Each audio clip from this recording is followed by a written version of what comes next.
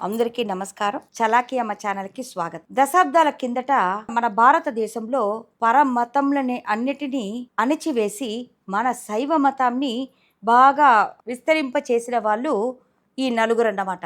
ఎవరా నలుగురు? ఈ నలుగురు వల్లనే మన యొక్క శైవ మతము మన భారతదేశంలో బాగా వ్యాప్తి చెందిందనమాట. ఈ నలుగురు ఎవరంటే జ్ఞానసంబంధర్, తిరునావుక్కరసర్ అనే అప్పర్, సుందరర్, లాస్ట్ మాణిక్యవాసగర్. ఇందులో జ్ఞాన సంబంధర్ 16 సంవత్సరాలే జీవించారన్నమాట. ఈయన అవలంబించిన మార్గం పేరు సత్పుత్ర మార్గం. ఎందుకంటే భగవంతుడు నా తండ్రి, నేను ఆయన కొడుకుని. ఆయన ఆ మార్గంని అవలంబించి అనేక మిరాకల్స్ చేసి మన భారతదేశంలో శైవ మతంని బాగా వ్యాప్తి చేశారన్నమాట. ఈయన 16వ ఏట ఆయన శివుడిలో ఐక్యమైపోయినాడు అనమాట. ఇంకా రెండవది తిరునావుక్కరసర్ అనే అప్పర్ అన్నమాట. ఈయనకు అనేక పేర్లుంది. ఈయన జీవితం చాలా సారస్యమైనది. ఈయన జీవిత కథ చాలా అద్భుతంగా ఉంటుందన్నమాట. ఈయన 80 సంవత్సరాల పైనే జీవించారు. ఈయన అవలంబించిన మార్గం పేరు దాస మార్గం. అంటే భగవంతుడు యజమాని, నేను ఆయనకు దాసుడిని. ఈ మార్గం అవలంబించి ఆయన తన 84వ ఏటో ఆయన శివుడిలో ఐక్యమైపోయినాడు అనమాట. ఇంకా మూడవది సుందరర్. సుందరర్ స్నేహ మార్గం. అంటే భగవంతుడు నా స్నేహితుడు అనే ఆ మార్గంని అవలంబించి ఆయనలో కలిసిపోయాడు అనమాట. ఇంకా లాస్ట్ లో మాణిక్యవాస, భగవంతుడు ప్రియుడు, నేను ఆయన ప్రియురాలు అనే ఒక మార్గంని అవలంబించి ఆయనలో కలిసిపోయాడు అనమాట. తన 32వ ఏట ఆయనలో కలిసిపోయాడనమాట. ఈయన అవలంబించిన మార్గం పేరు సన్మార్గం. ఈ రోజు మనము మాణిక్యవాస గారి కథ గురించి మనం చెప్పుకుందాం. ఎందుకంటే ఈయన చాలా చాలా ముఖ్యమైన మనిషి అనమాట. ఈయన 3వ దశాబ్దంలో పుట్టినారని అంటారు కొంతమంది, కొంతమంది 9వ శతాబ్దంలో చేరిన ఆయన అని చెప్తుంటారు. ఏది ఇంకా సరిగా తేలనప్పటికీను ఈయన యొక్క జీవిత కథ చాలా సారస్యమైనది. ఈయన రాసిన గ్రంథం పేరు తిరువాసగం. ఈ తిరువాసగం చాలా ప్రసిద్ధి చెందింది. మన ఇంట్లో శివుడి ఫోటో పెట్టుకుంటామో లేదో, ఆయన పటం పెట్టుకుంటామో లేదో, ఈ తిరువాసగం పుస్తకాన్ని, గ్రంథం గాని పెట్టుకుంటే శివుణ్ణి పూజించే ఫలితం అన్నమాట. ఈయన మదురైకి సమీపంలో తిరువాద ఊర్ అనే ఒక గ్రామంలో పుట్టాడనమాట. అందుకని ఈయన పేరు తిరువాద ఊరర్ అని వీళ్ళ తల్లిదండ్రులు నామకరణం చేస్తారు. ఈ తిరువాద ఊరర్ చాలా తెలివైన వాడుగా పెరుగుతాడు. ఎటువంటి కార్యమైనా ఇట్లే సమస్యని పరిష్కరించగలవాడుగా, చాలా బుద్ధిమంతుడుగా, అన్ని విద్యలను అరితేరిన వాడుగా ప్రసిద్ధి చెందుతాడనమాట. ఈయన ఒక కీర్తి ఆ నోట ఈ నోట విని ఆ దేశపు మహారాజు ఈయన్ని పిలిపించి ఈయన్ని పరీక్షించిన పిమ్మట అతనికి ముఖ్య మహామంత్రి పదవిని ఇస్తాడనమాట. ఇతను చాలా 25 సంవత్సరాల్లోనే మహామంత్రి పదవిని స్వీకరించి దేశంని చక్కగా పరిపాలిస్తూ వచ్చారనమాట. తన యొక్క చాకచక్యంతో ఎటువంటి సమస్యలన్నా ఇట్లే పరిష్కరిస్తూ వచ్చాడనమాట. ఇలా జరుగుతూ ఉంది. ఒకసారి ఆ దేశపు రాజు యొక్క గుర్రపు శాలలో నుంచి ఒక భటుడు రాజ్యసభకు వచ్చి, రాజా, మన దేశంలో గుర్రాలన్నీ పాతబడిపోయింది, మనకిప్పుడు గుర్రాలు చాలా కావాల్సి వస్తుంది అని చెప్తాడనమాట. ఈ మాట విని రాజు తిరువాద ఊరర్తో, నీవు వెళ్ళి ఖజానా నుంచి 12,000 రూపాయల బంగారు కాసులు తీసుకొని అరేబియన్ గుర్రాలు తీసుకొనిరా అని చెప్తాడనమాట.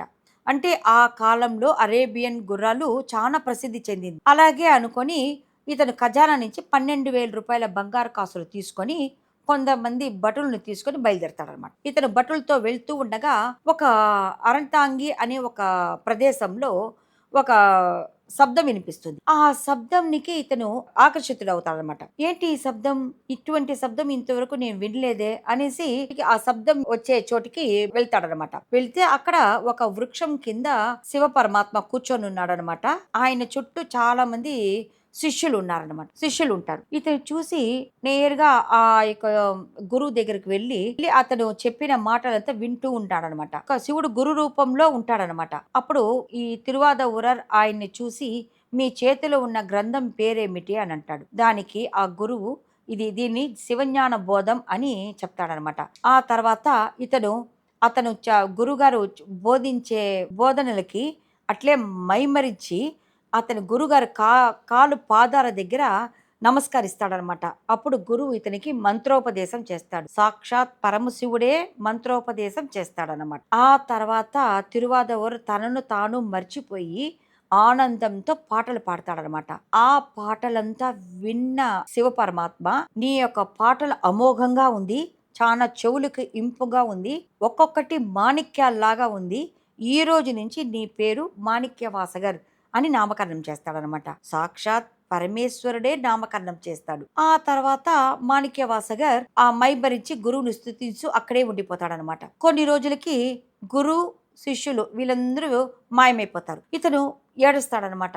అలపిస్తాడు. ఎక్కడికెళ్లారు? ఎక్కడికెళ్లారు? తప్పించిపోతూ ఉంటే అప్పుడు అతనికి అశరీరవాణి వింటుంది. ఇక్కడ నువ్వు గుడి కట్టు అని అశరీరవాణి వింటుంది. తను తెచ్చిన 12,000 బంగారు కాసులతో అక్కడ గుడి కట్టడం ప్రారంభిస్తాడనమాట. ఆ యొక్క ప్రదేశం పేరు తిరుపరందురై. ఈ తిరుపరందురైలో ఇప్పటికీ ఆ గుడి అలాగే ఉందన్నమాట.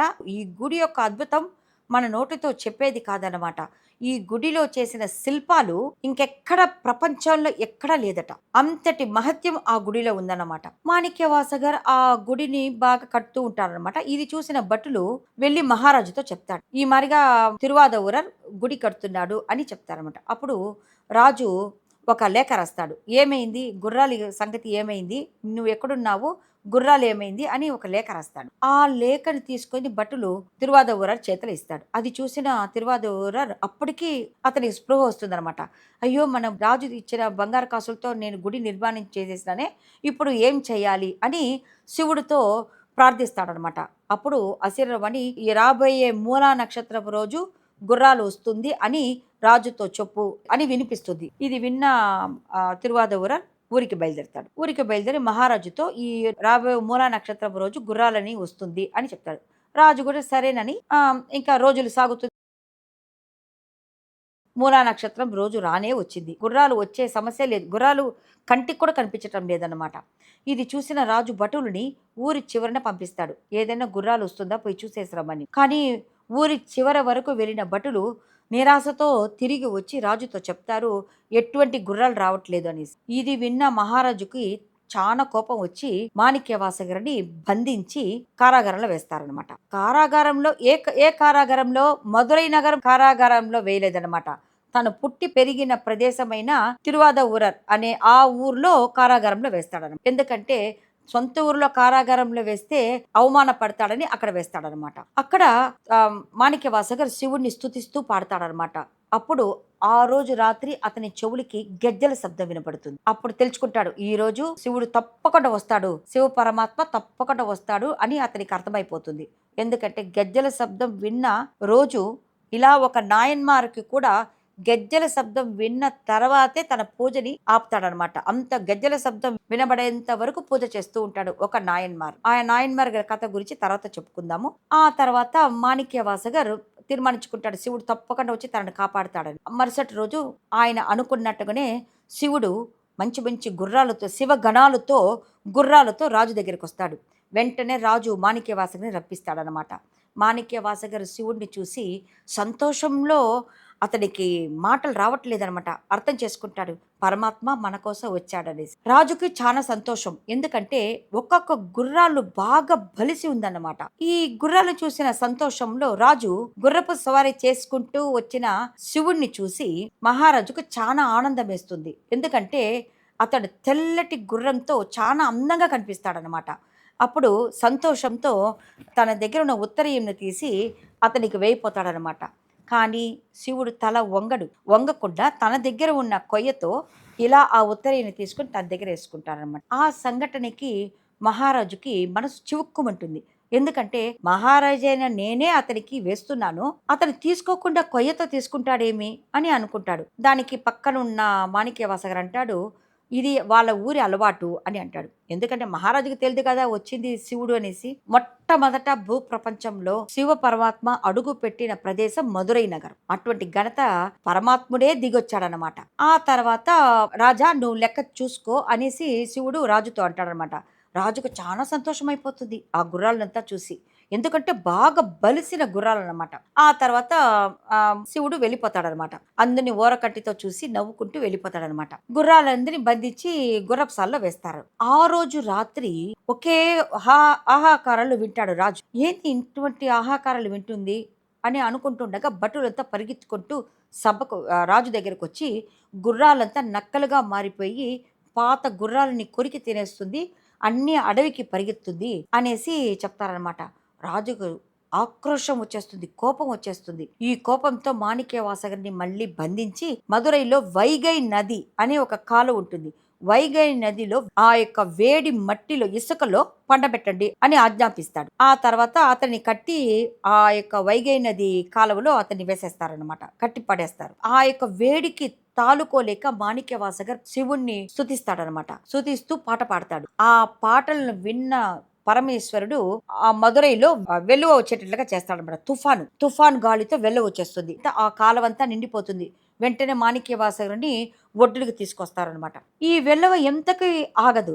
అప్పుడు మహారాజు అంటాడు, ఆ నగరంలో ఉండే ఒక్కొక్క ఇంటి యజమానియో లేకపోతే ఎవరైనా ఒకరు గట్టి కట్టాల్సిందిగా ఆజ్ఞాపిస్తాడు. ఇలాగా ఒక్కొక్కరు వాళ్ళ వంతు గట్టి కడుతూ వస్తారనమాట. ఆ ఊరిలో వంది అనే ఒక ముసిల్ది ఉంటుంది. తనకు పుట్టు అమ్మి బతుకుతుంది అనమాట.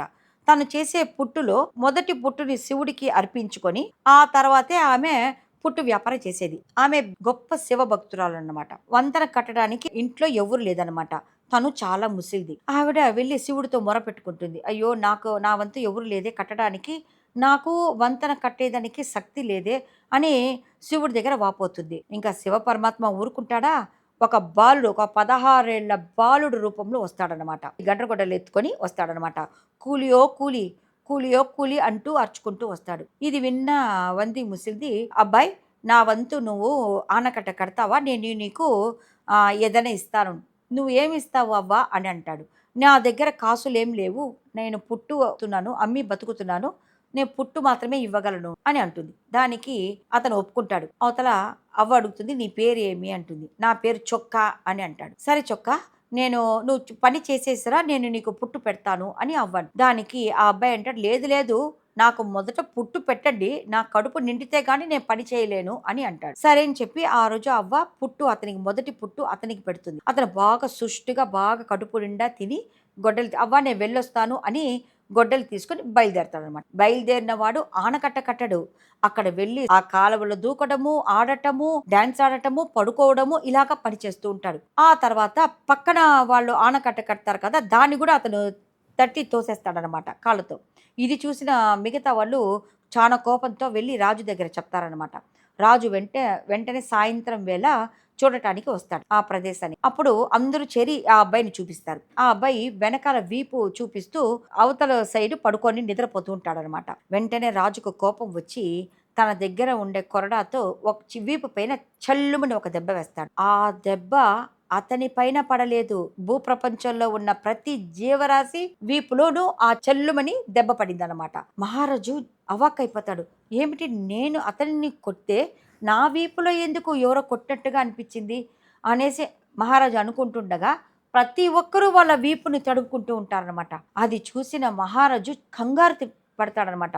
అప్పుడు ఆ అబ్బాయి తిరిగి మహారాజుని చూసి ఓరకట్టుతో నవ్వి, నేను ఇదంతా మాణిక్యవాసగరు కోసం వచ్చాను అని చెప్పి అదృశ్యమైపోతాడు. మాణిక్యవాసగరికి చాలా సంతోషమైపోతుంది. వెంటనే మహారాజు మాణిక్యవాసగరిని మంత్రి పదవి అప్పుడు వెంటనే ఉప్పెన తగ్గిపోతుంది. సాధారణంగా అయిపోతుంది. ఊరు కాలవంతా బాగా ఇంకిపోతుంది అనమాట. వంది అనే ముసిల్ది ఉంది కదా, ఆవిడకి బతికుండగానే పుష్పక విమానము ఆకాశంలో నుంచి వచ్చి ఆవిడ దాంట్లో కూర్చొని వెళ్ళిపోతుంది. ఇది ఆ రాజ్యంలో ఉన్న ప్రతి ఒక్కరూ చూస్తారన్నమాట. మాణిక్యవాసగరు కూడా చాలా సంతోషపడతాడు. మహారాజు మాణిక్యవాసగరుతో మళ్ళీ మంత్రి పదవి తీసుకోమని ప్రాధేయపడతాడు. కానీ మాణిక్యవాసగరు నాకు ఇంకా పదవి వద్దు, కీర్తి వద్దు, నాకు ఐశ్వర్యము వద్దు అనుకొని ఆయన సన్యాసం తీసుకుంటూ వెళ్ళిపోతాడు. ఒక్కొక్క ఊరికి వెళుతూ శివుడి పైన పాటలు పాడుకుంటూ వెళుతూ ఉంటాడు. వెళుతూ చిదంబరానికి చేరుకుంటాడనమాట. చిదంబరంకి చేరుకున్న మాణిక్యవాసగర్ ఒక మండపంలో కూర్చొని రోజు చిదంబరంలో కొలువై ఉన్న నటరాజ స్వామిని కీర్తిస్తూ పాటలు పాడుకుంటూ ఆ తర్వాత మండపంలో వచ్చి పడుకోవడం ఆయనకి అలవాటు అనమాట. ఇలా రోజులు గడుస్తూ 32 సంవత్సరాలు అయిందనమాట. 32వ సంవత్సరం ఒక రోజు ఆయన దగ్గర ఒక ముసిలి పండితుడి రూపంలో శివుడు మాణిక్యవాసగర్ ఉండే చోటుకి వస్తాడనమాట. వచ్చి మాణిక్యవాసగర్తో అడుగుతాడు, నీ పేరు మాణిక్యవాసగర్ అట కదా, నీవు శివుడి పైన చాలా పాటలు రాసావు కదా, నాకు ఒక్కొక్కటి చెప్తావా, నేను రాసుకుంటాను అని అంటాడు. దానికి మాణిక్యవాసగర్ అలాగే అని ఒక్కొక్క పాటగా చెప్తాడనమాట. ఒక్కొక్క పాటగా చెప్తూ ఉండగా పరమశివుడు తాటాకులో ఒక పెన్ను లాంటిది ఒక దాంట్లో రాసుకుంటారనమాట. అంతా ఒక్కొక్క పాట ఒక్కొక్క తాటాకులో రాసుకుంటాడు. పాటలంతా చెప్పిన తర్వాత పండితుడు ఆ యొక్క తాటాకు పత్రాలని బాగా కట్టి వెళ్ళిపోతాడనమాట. అతను తాటాకు పత్రంలో ఒక్కొక్క పాట చెప్తూ ఉండగా పరమశివుడు రాసుకుంటాడు. రాసుకున్న ఆఖరణ అతను సంతకం వేయాలి కదా. అలగియ మాణిక్య వాసగర్ సొల్ల తిరుచిట్రంబలం కయ్యెళుత్తే, అడియన్ తిరుచిట్రంబలం కయ్యెళుత్తే అని సంతకం ఉంటుంది. కన్క్లూషన్ అన్నమాట. అంటే మాణిక్యవాసగర్ చెప్పగా పరమశివుడైన నా యొక్క సంతకం ఇది అని దాని యొక్క అర్థం అన్నమాట. అట్లా అని రాసి ఆయన తాటాకు పత్రంని తీసుకొని వెళ్ళిపోతాడనమాట. మరుసటి రోజు నటరాజ సన్నిధిలో తలుపులు తెరిచిన దీక్షితులు అవాక్కైపోతారు. ఎందుకంటే నటరాజ సన్నిధి ముందు ఈ తాటాకు గ్రంథాలు కట్టగా ఉంటుందన్నమాట. అది తీసుకున్న దీక్షితులు ఒక్కొక్కటి చూస్తూ వాళ్ళకి ఏం అర్థం కాదు అనమాట. ఆఖరి గ్రంథంలో మాణిక్యవాసగర్ సొల్ల అలాగే తిరుచిట్రంబలం కయ్యెళుత్తే అని ఆ యొక్క సంతకంను చూసి వెంటనే అర్థమైపోతుంది. అంటే మాణిక్యవాసగర్ చెప్పగా పరమశివుడు రాసిన గ్రంథమా ఇది అనుకొని అందరూ ఆ గ్రంథంని తీసుకొని పరిగెత్తుతారనమాట. పరిగెత్తి మాణిక్యవాసని పిలుచుకురావడానికి వెళ్తారనమాట. మాణిక్యవాసగర్తో విషయం అంతా చెప్తారు. గ్రంథంలో రాసి ఉంటుంది. ఆ తర్వాత దీక్షితులు మాణిక్యవాసని పిలుచుకురావడానికి వెళ్తారు. మాణిక్యవాసగర్తో విషయం అంతా చెప్పి ఆయన్ని పిలుచుకొని వస్తారు. పరిగెత్తుకుంటూ వచ్చిన మాణిక్యవాసగర్ ఆ గ్రంథాలను చూసి ఆశ్చర్యపోతాడు. ఈ గ్రంథాలే కదా నిన్నటి ఒక పండితుడు నేను చెప్పంగా రాసుకుంది అని అతను ఏడుస్తూ ఉంటాడు. అప్పుడు పండితులు అడుగుతారు, దీని యొక్క అర్థం ఏమిటి అని అడుగుతారు. దానికి మాణిక్యవాసగర్ దీని యొక్క అర్థము ఆ పరమశివుడే అని నటరాజుని చూపిస్తాడనమాట. ఆ సమయంలో ఒక అగ్నిగుండం ప్రజ్వలిస్తుంది. దాంట్లో మాణిక్యవాసగర్ లీనమైపోతాడనమాట. అతను భగవంతులో కలిసిపోతాడు. అందరూ చూస్తుండగా అతను భగవంతుడిలో కలిసిపోతాడనమాట. ఆ గ్రంథము ఇప్పటికీ భద్రపరిచి ఆ గ్రంథంని జాగ్రత్త చేసుకోవడానికి దీక్షితులు చాలా కష్టపడతారు. ఎందుకంటే మొఘల్ సామ్రాజ్యము ఈ యొక్క వీళ్ళు ఒక్కొక్క రాజ్యంలో ఉండే వాళ్ళంతా మన శైవ క్షేత్రాల్ని ధ్వంసం చేసినప్పుడు ఎక్కడ ఈ తాటాకు పత్రాలను కూడా ధ్వంసం చేస్తారన్న భయంతో దీక్షితులు దీన్ని బాగా కట్టుకట్టి దీని ఒక తాటాకు ఆకులో పెట్టి పెట్టెలో పెట్టి దాన్ని తీసుకొని ఒక దీక్షితులు పాండిచ్చేరికి వెళ్ళి అక్కడ ఒక మండపంలో దాన్ని ఒక పెట్టెలో భద్రపరిచేస్తారన్నమాట.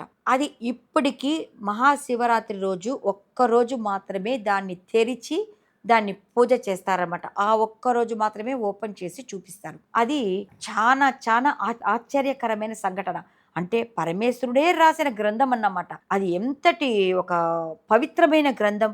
ఆ తిరువాసగం, ఆ గ్రంథం పేరే తిరువాసగం అన్నమాట. ఇప్పటికీ చాలా మంది ఇంట్లో తిరువాసకం అనే గ్రంథంని మొక్కుతూ ఉంటారు. పరమశివుడిని మొక్కకుండా ఆ తాటాకు పత్రంని వాళ్ళు ఆ యొక్క తిరువాసగని గ్రంథంని మొక్కుతూ ఉంటారన్నమాట. అటువంటి పవిత్రత కలిగింది తిరువాసగం అన్నమాట. జియు పోప్ అనే ఒక రెవరెండ్ ఫాదర్ బ్రిటిష్ వాళ్ళ కాలంలో ఆయన లండన్లో నుంచి ఇంతటి బైబిల్ను సిలువలని తీసుకొని తన మతాన్ని వ్యాపింప చేయడానికి ఇండియాకి వస్తాడు. ఇండియాకి వచ్చిన జియు పోపు అన్ని ఊర్లు తిరుగుతాడనమాట. తిరునెల్వేలి, సీర్గాలి, అన్ని కన్యాకుమారి అన్ని ఊర్లు తిరుగుతూ లాస్ట్ చెన్నైకి వస్తాడు. చెన్నైకి వస్తే అతను వచ్చి ఒకసారి తిరుక్కురల్ చదవటానికి అతను వచ్చి 5 భాషలు నేర్చుకుంటాడు. తమిళము, తెలుగు, మలయాళము, ఇంగ్లీషు, సాంస్క్రిట్ అన్ని 5 భాషలు బాగా నేర్చుకుంటాడు. అతను నేర్చుకున్న అతను ఒకరోజు అతనికి తిరువాసకం చదివే సందర్భం వచ్చిందనమాట.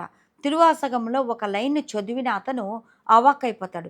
ఈ లైన్ రాసింది ఎవరు అని అతను గ్రంథమంతా చదవంగా ఇది మాణిక్యవాసగర్ రాసింది అని తెలుసుకుంటాడు. అంటే ఆ యొక్క లైన్ పేరు ఏమంటే ఎమెప్పొழுதும் ఎన్నెంజిల్ నీంగాదాన్ తాళ్వాల్గ. అట్లంటే నా ఒక్క కనురెప్ప మూసే క్షణంలో కూడా నేను నీ పాదాలని నేను వదలను అని దాని యొక్క అర్థం అన్నమాట. అతను ఆ వాక్యంని ఇంతవరకు చదివింది లేదు, ఏ బైబిల్లోనూ లేదన్నమాట. తిరువాసగత్తుకు ఉరుగాదార్, ఓరువాసగత్తుకు ఉరుగార్ అంటే తిరువాసగం అనే గ్రంథంని చదివి కరగని వాళ్ళు ఇక ఏ దేనికి కరగనే కరగరు అనే ఒక సామెత కూడా ఉందన్నమాట. జియు పోపు ఆ తిరువాసకంని చదివి చాలా ఆశ్చర్యపోతాడు. ఇటువంటి గ్రంథం గూడా ఉందే అనేసి ఆయన చాలా ఆశ్చర్యమైపోయి, ఆ గ్రంథంని అచ్చు వేయిస్తారు. భారతదేశంలో మొట్టమొదట అచ్చు వేయించిన గ్రంథము తిరువాసగం. అంతవరకు బైబిల్ మాత్రమే అచ్చు వేస్తూ వచ్చారన్నమాట. 1835 సంవత్సరము దీన్ని అచ్చు వేశారన్నమాట. అచ్చు వేసిన తర్వాత ఈయన ఆ పుస్తకంను తీసుకొని లండన్‌కెళ్ళిపోతే అప్పుడు ఆయన తోటి ఉండే ఇంకొక రెవరెండ్ ఫాదర్ దీన్ని నువ్వు ఎందుకు అనువాదించకూడదు అని అంటాడు. అప్పటికి జీయు పోపు యొక్క వయసు 70. ఇంక మీట నా వల్ల అనువాదం చేయనవునా అని అనుకుంటాడు. కానీ అతను ఇచ్చిన ప్రోత్సాహంలో అనువాదిస్తాడనమాట. అతను అది అనువాదించేదానికి 10 సంవత్సరాలు పడుతుంది. అనువాదించిన తర్వాత ఇతని పైన ఒకరు కేసు వేసేస్తారు. ఎందుకంటే ఇతను మన బైబిల్‌ని తీసుకెళ్ళి మన మత ప్రచారానికి పంపిస్తే అక్కడి నుంచి తిరువాసగం అనే గ్రంథం తెచ్చి ఇక్కడ అనువాదిస్తున్నాడే అనేసి తోటి రెవరెండ్ ఫాదర్లు ఇతని పైన కేసు వేస్తారనమాట. కేసు వేస్తే ఒకరోజు జడ్జు అది హియరింగ్‌కి వస్తుంది. జడ్జు ఇతని జీవి పోపుని చూసి నీ పైన ఇలాంటి ఒక ఫిర్యాదు ఉంది కదా! ఆ గ్రంథంలో ఏమిటి ఉంది? నీ చేతిలో ఆ గ్రంథం ఉందా అని అడుగుతాడు. వెంటనే జీవి పోపు ఉంది అని అంటాడు. ఎక్కడ ఆ గ్రంథం నా చేతికి అంటాడు. ఇతను జడ్జికి ఆ గ్రంథం ఇస్తాడు. నేను ఒక వారం టైం తీసుకుంటున్నాను. ఒక వారం తర్వాత నేను దీనికి జడ్జిమెంట్ ఇస్తాను అని చెప్పి జడ్జు ఆ రోజు వెళ్ళిపోతాడనమాట. అందరూ వెళ్ళిపోతారు. మరుసటి వారం కేస్ హియరింగ్ వస్తుంది. అందరూ జడ్జి కోసం కాసుకొని ఉంటారనమాట. అప్పుడు జడ్జు నేరుగా వచ్చి జీవి పోప్ కాళ్ళలో పడిపోతాడనమాట. ఇటువంటి గ్రంథంను అనువదించిన నీకు నువ్వు చాలా పుణ్యాత్ముడివి అని అతని కౌగులించుకుంటాడనమాట. అంటే ఆ జడ్జు కూడా కరిగిపోతాడనమాట. తిరువాసగంని అనే గ్రంథంని చదివి. అంతటి పవర్ఫుల్ అయిన గ్రంథం తిరువాసగం. తోటి రెవరెంట్ ఫాదర్లంతా కేసు వేశారని చెప్పాను కదా. సొసైటీ ఆఫ్ జీసస్ అనే కమ్యూనిటీ పోప్ పైన కేసు వేస్తారన్నమాట. ఆ తర్వాత కొన్ని రోజులకి జీయు పోప్కు చాలా వయసు అయిపోతుంది. అతను చనిపోతాడని అతనికి అర్థమైపోతుంది. అతను చెప్తాడట, తిరువాసగంను రాసిన మాణిక్యవాసగర్ పుట్టిన ఊరిలో నుంచి ప్రజలు కలెక్ట్ చేసిన డబ్బులతో నా సమాధి కట్టాలి అని తన యొక్క వీలునామాలో రాసుకుంటాడు. ఆ వీలునామాని ఇక్కడ పంపిస్తారనమాట ఇండియాలో. అప్పుడు తమిళనాడులో ఉండే ప్రజలు స్కూల్ పిల్లలందరూ కలెక్ట్ చేస్తారనమాట. డబ్బులు కలెక్ట్ చేసి లండన్‌కి పంపిస్తారు. ఆ కాలంలో 5 పైసలు, 10 పైసలే కదా ఉండేది. ఈ పైసలతో అందరూ కలెక్ట్ చేసి లండన్‌కి పంపిస్తారు. లండన్‌లో ఆ తర్వాత జీవి పోప్ చనిపోయిన తర్వాత ఈ డబ్బులతోనే తమిళనాడులో మాణిక్యవాసగర్ ఏ ఊరైతే పుట్టి ఉన్నాడో ఆ ఊరిలో నుంచి కలెక్ట్ చేసిన పైసలతోనే అతనికి అక్కడ సమాధి కట్టారట. చిన్న సమాధి అయినాను చాలు, నాకు వాళ్ళ డబ్బులతోనే సమాధి కట్టాలి అని జీవి పోప్ వీలునామాలో రాసుకున్నాడట. ఆ విధంగానే ఇక్కడి నుంచి కలెక్ట్ చేసిన డబ్బుల్ని అక్కడికి లండన్‌కి పంపిస్తే అక్కడ సమాధి కట్టారంట. ఆ సమాధి ఇప్పటికి కూడా లండన్‌లో ఉందన్నమాట. అసలు 12,000 బంగారు కాసులే ఎందుకు తీసుకెళ్లాడు మాణిక్యవాసగర్? 12,000 బంగారు కాసులతోనే ఎందుకు ఆ యొక్క గుడి నిర్మాణమైందో తెలుసా? దీని వెనకటి కూడా ఒక కథ ఉంది. ఒకప్పుడు పాండ్యరాజు తన యొక్క తోటలో నడుస్తూ ఉండగా పైన ఆ గగన మార్గంలో ప్రయాణం చేస్తూ ఉన్న ఒక సిద్ధుడి చేతిలో ఉన్న గుళిక కింద పడిపోతుంది. ఆ గుళికను తీసుకుంటాడు పాండ్యరాజు. తీసుకుంటాడు. అప్పుడు ఆ సిద్ధుడు దిగి వచ్చి ఆ గుళిక నా దగ్గర ఇచ్చేయండి, ఎందుకంటే ఆ గుళిక నాకే యూస్ అవుతుంది, నేను ఇది నోట్లో పెట్టుకుంటే నేను ఎక్కడికైనా ప్రయాణం చేయగలను అని అంటాడు. దానికి పాండ్యరాజు అంటాడు, సరే నేను ఈ గుళిక నీ చేతికి ఇచ్చేస్తాను, కానీ ఒక షరతు, నాకు కైలాస పర్వతాన్ని నువ్వు చూపించాలి అని అంటాడు. దానికి ఆ సిద్ధుడు ఒప్పుకొని పాండ్యరాజుని తీసుకొని కైలాసానికి వెళ్తాడు. తన చేతిలో రాజదండంను తీసుకొని కైలాసానికి బయలుదేరతాడు. కైలాసానికి వెళ్ళిన పాండ్యరాజు అక్కడ ప్రదేశం అంతా చూసి బాగా సంతోషంతో ఫుల్గా ఆ రాజదండంని అక్కడ గుచ్చి ఆ యొక్క కొండ చుట్టూ బాగా తిరుగుతాడనమాట. తిరుగుతూ సంతోషంతో తిరుగుతూ వస్తాడు. శివుణ్ణి చూస్తాడు, పార్వతిని చూస్తాడు, అందరిని చూస్తూ పాండ్యరాజు తిరుగుతూ వచ్చి ఆ దండంని తీసుకొని బయలుదేరతాడు. కానీ ఇదే ఆయన గమనించని ఒక విషయం ఏమంటే, ఆయన ఎప్పుడైతే రాజదండంని ఆ యొక్క కొండల్లో గుచ్చాడో ఆ యొక్క దండం కిందటి భాగంలో బంగారు కొండ కదా, కొద్దిగా బంగారు ఆ రాజదండానికి అతుక్కునేది తెలియకుండా రాజు ఆ రాజదండాన్ని ఇట్లాగే తీసుకొని వచ్చేస్తాడనమాట. వచ్చిన తర్వాత చూసుకుంటాడు, దాన్ని ఖజానాలో వేస్తారనమాట. ఆ యొక్క బంగారు వడ్డీకి వడ్డీ పెరిగి 12,000 రూపాయల బంగారు కాసులైందండి. ఆ 12,000 బంగారు కాసులతోనే ఆయన గుడి కట్టించాడు. అంటే శివుడి డబ్బు ఖజానాలో ఉండటానికి వీలు లేదు. అంటే తమిళంలో ఒక సామెత ఉంది, శివుని సొత్తు కులనాశనం అని అంటారు. అంటే శివుడు యొక్క ఆస్తి తిన్న వాళ్ళకి కులం అంతా నాశమైపోతుంది అని. కానీ ఇక్కడ రాజు తెలియకుండా చేసింది కాబట్టి అతని దగ్గర వడ్డీకి వడ్డీ వసూలు చేసుకొని గుడి నిర్మాణం అయింది. ఆ డబ్బుకి ఈ డబ్బు సరిపోయింది అన్నమాట. ఇప్పటికీ ఆ యొక్క గుడి తిరుపరందురైలో ఆ యొక్క గుడి వచ్చి చాలా చాలా ప్రాముఖ్యత చెందింది. అక్కడ ఉండే మహాశిల్పాలు ఒక్కొక్కటికి అంతటి ప్రాధాన్యత ఉందన్నమాట. అక్కడ ఉండే శిల్పాలు ప్రపంచంలో వేరెక్కడ కానరాదు. ఇది 12,000 రూపాయల బంగారు కాసుల యొక్క కథ అన్నమాట. మీకు అందరికి కథ నచ్చినట్లయితే మీరు ఈ నా ఛానల్ని సబ్స్క్రైబ్ చేసుకొని, లైక్ చేసుకోండి, మీ ఫ్రెండ్స్కి షేర్ చేసుకోండి.